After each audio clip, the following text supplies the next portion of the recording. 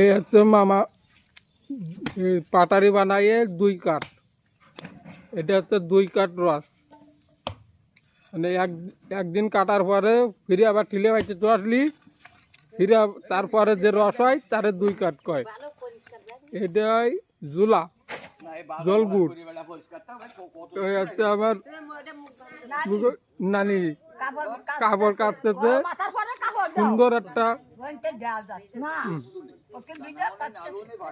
এই হচ্ছে আমার খালা। সবাই বেশি বেশি করে লাইক শেয়ার করবেন।